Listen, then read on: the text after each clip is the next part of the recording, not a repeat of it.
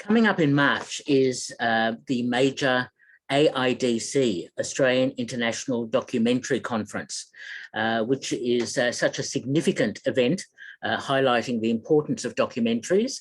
And I noticed that the heading of the conference is Bearing Witness. And it's my great pleasure to be speaking to the CEO and Creative Director of the AIDC, Natasha Gadd. Natasha, welcome to Moving Metropolis. Thanks for having me, Peter. It's great to be here. And we were just talking off air about how we've spoken before, and your documentary Murrunduk Songs of Freedom was such a significant film and received such acclaim. And I remember we spoke about that a few years ago. I think we completed that in 2011, and yeah, that was a big journey following the Black Armband, a group of Indigenous protest musicians as they sung their sort of stories of protest and resilience and took those to audiences across the globe. Yes, no, it was very significant.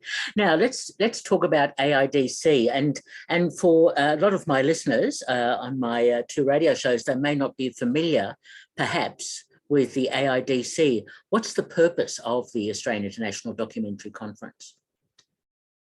So we are an annual event and we have been running for about 34 years. And the idea is to really sort of support and foster the documentary and factual sector in Australia, and to ensure that there are, many possibilities and opportunities for filmmakers to tell their stories, whether that be through new innovative forms of VR and digital content, or traditional forms for broadcast, theatrical release, and obviously more and more these days for the big streamers. Okay. And in putting it together, you've got such a significant number of guests. And I gather it's sort of a hybrid conference, is it?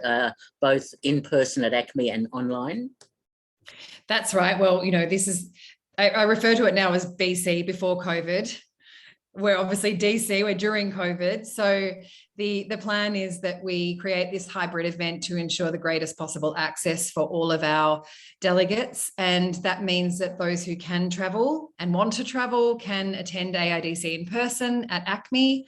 And those who aren't able to yet because of various borders, both overseas and here, looking at UWA, we will be able to ensure that they can participate online so that they can watch and stream and view every single session. But also we've moved our entire international marketplace online. And, I guess one of the benefits of going virtual is that we can, confirm a lot more buyers, international buyers, and really secure a lot of high caliber buyers that, we've always been able to do, but not in the same numbers because of budgets. And also, it is sometimes hard to lure those really big decision makers from overseas down south for a week. So yeah, there are some really great pluses as well with this hybrid model. Yes, and we should make that clear, because that online international market is where so many documentaries, I suppose mostly Australian, will be marketed so that they can be released in other countries. That's right. So anyone with a project that's in development or production or close to finishing can pitch through our curated marketplace to buyers. So we kind of put together an initiative whereby people can put forward their project. We secure through our industry team, we secure all of the buyers. So we've just announced, some of those really big streamers like Hulu and Amazon Prime Video and Netflix, alongside obviously our local broadcasters, ABC, SBS. And we look for what the buyers are kind of seeking, that they might be commissioning or that they want to distribute. And then we pair them up. So filmmakers go in there and they present their project. They might show a trailer, do a quick, short pitch. And the idea is for, creative and business outcomes to be had during and after AIDC, which we like to track. And, always take immense pride when we see those finished projects happening and out in the cinemas or on the streaming platforms or on the TV a few years later. And it's so significant, the documentary films now are released in cinemas. They have such a huge currency now. And also there are a number of streaming channels. I know Fox Docos and Netflix and Amazon and so on, they all have dedicated channels or they have dedicated streams where documentaries are featured. So it seems there is a real appetite for documentaries. Yeah, there really is. We've seen that growing substantially over the years. It used to be really hard for documentary makers to find those slots and to find that funding and to reach those really big audiences. There has, a lot has shifted, and as more of those big players enter the market with those big streaming services that, they have a very different sort of model financially as to how they buy the rights of those films, but obviously they have a global release all on the same day, and so you can hit a huge audience at one time. And I think that I've always known as a doco fan and aficionado for years that truth can be very much stranger than fiction, and I think that we're really seeing that people are really enjoying watching sort of real life content in all its myriad of forms. And during the conference from March 6th to the 9th, you have such a significant array of speakers, panel guests and so on. I mean, I'm familiar with Sue Maslin and Eva Orner, for example, and you've got Ted Hope and Nan Fu Wang and a number of other key presenters. And I think that's so important that people can hear as part of the conference the nitty gritty, if you like, of getting documentaries out there. Yeah, absolutely. We're so excited by this lineup, and very proud of the fact that 4 of our guests are currently on the Academy shortlist. So we have the wonderful Nan Fu Wang, as you said, within the same breath.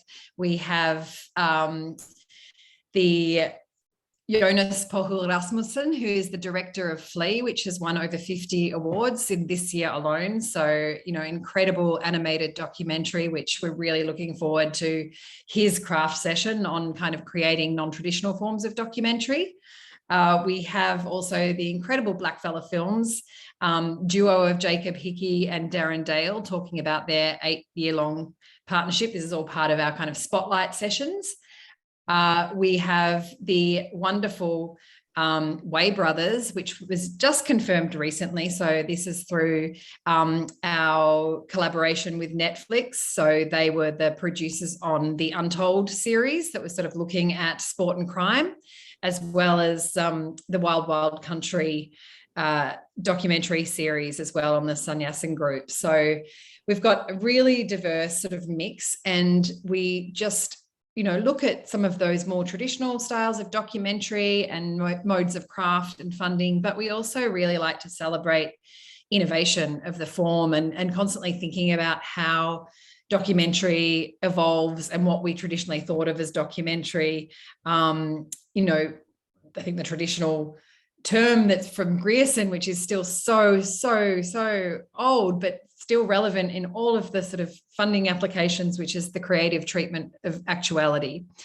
And, some people might argue on how creative you can be, but we always like to explore that and kind of challenge that through, our panels and our speakers that come in and look at all of the new creative forms and ways that people can not just see and hear documentary, but also experience documentary through things like VR and 360 video. Right, exactly. It is evolving all the time. And I'm so glad you mentioned Flea, which is such a magnificent animated documentary. And it does break new ground in terms of the way it tells its story. And I was just so impressed by that film. Well, I guess Waltz with Bashir was one from a few years ago that really had applied that animated documentary style. But the interesting thing about Flea is that I think it also uses mixed media. So it brings in archival, and obviously it's sort of animating documentary footage. And the fact that Jonas can do that very cohesively and it still feels like a fully rounded film, and that you still connect emotionally despite the fact that it's animation, I think is testament to, the craft of the storytelling. Exactly. And it's also interesting, the role of the docudrama. that's an interesting creation that's been around now for a while. But that sort of that morphing of documentary into docudrama recreation, I wonder if there are still some tensions about using that process.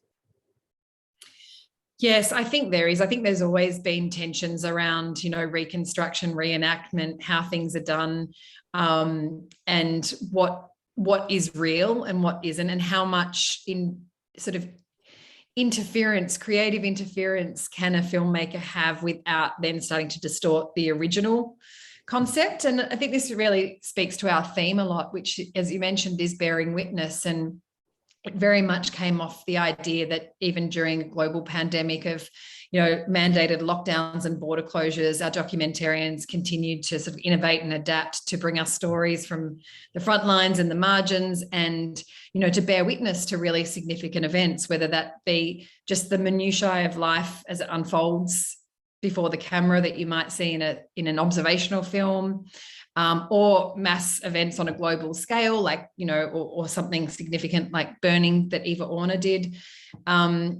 And we're really looking at that sort of like the act, the art, and the impact of bearing witness, and knowing that when a filmmaker is documenting a moment in time, that then there are all sorts of layers that happen after that potentially affect the original purity of that moment. And so, it's really interesting to always explore that, the lens that the filmmaker has from their own personal experiences or biases, to then the edit process and what gets left on the cutting room floor, to how the audience review it and receive it. Every single part of that, sort of like this ripple effect of changing that original moment to the end. And we're excited about kind of looking at that through a lot of our sub themes, which is on the record. So very much that sort of journalism, reporting, investigative, truth-telling, and truth to power, so sort of challenging the system. We're looking at documenting history, so a lot of archivals come out of this time when people have not been able to travel and film, and people have really been digging into the archives to create some incredible films, archive-driven films, particularly music docs. And future visions, where we're looking at innovation, and not just in that technical sense, but also, sustainability, regeneration, and sort of how we recover from what's been a really challenging time for filmmakers. All of that in 4 days. That's going to be a significant amount. Yeah, we've set ourselves a pretty low bar, haven't we? but it is fantastic. Tell me about how people can get involved, how the public can be involved, etc. Because it sounds like a fantastic opportunity. Yeah, so, I mean, even though there is obviously a lot of opportunities for people with projects who are filmmakers, we still have opportunities for general public who are just interested in what we kind of call knowledge seeking. So there are really interesting sessions if you'd love to hear about craft and storytelling techniques and the art of the interview and anything like that. You can still come along. You can, purchase a day pass, so you don't have to come to the full 4 days in the online marketplace. And then that's a way to also sort of get an entry into the industry and hear from all of the great panels and sessions that we have throughout the day. We also are working with our wonderful partners at ACME to put on 4 screenings featuring some of our guests. So that will be happening on Saturday the 5th and Sunday the 6th of March, and they are absolutely open to the general public to come and to watch films, including Eva Orner's Burning, and hear from her in a Q&A, and Under the Volcano, an incredible music documentary, Ablaze by Tiriki Onus, about his grandfather, who was potentially the first Indigenous filmmaker. And what else do we have, Peter? In the Same Breath. And In the Same Breath, which is the Academy shortlisted film by Nanfu Wang. So really great way to come in and hear and watch and learn a lot more about documentary. It sounds like a fantastic conference. And I suppose if people go to www.aidc.com.au, they'll be able to get more information and perhaps book sessions or attend or whatever. That's correct. So everything will be up and online, and you can go through the program and see the great speakers and screenings that we have available. And, we'd love to have you join us. Absolutely. It sounds like a fantastic opportunity with so many guests. And as you said, it's online as well as in person at ACME, which is the place to be, of course. and Natasha, I'm quite intrigued. Are you working on documentaries yourself at the moment while you're so busy with the AIDC? How would I have time to make documentaries whilst putting on a conference in the middle of a global pandemic with a hybrid model, with people accessing everything from all over the world? Short answer, no. No, but that's a documentary in itself. That is a documentary in itself. But you know what? It's really nice to actually be in a position to create opportunities for filmmakers that I know, I would have loved at the time that I was making films. And, one thing that we're doing more and more of is partnering with different industry partners, like Getty Images or Doc Play or the Post Lounge, where we create these opportunities and they will put sort of support or money on the table or a licensing deal. And just all of those things add up to help filmmakers kind of get their film up and out and over the line, and, contribute to helping them reach their budget. So that sort of keeps me very busy, making sure that there's lots of opportunities to get all those stories out there. Absolutely terrific stuff, Natasha, and I'm a great supporter of documentaries and so on. So congratulations on your role with the AIDC, and I hope the conference goes really well. Great. Thanks, Peter, and look forward to seeing you and everyone else there. Absolutely. Thanks again. Thank you.